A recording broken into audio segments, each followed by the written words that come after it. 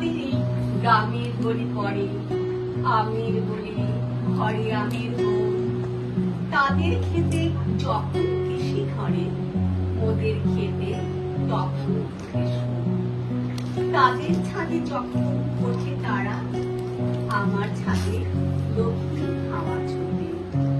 তাদের বলি ঝড়ে শ্রাবণ ধারা আমার বলি কদম। আমাদের এই গ্রামের নাম কি খঞ্জ, আমাদের এই নদীর নাম কি খঞ্জ।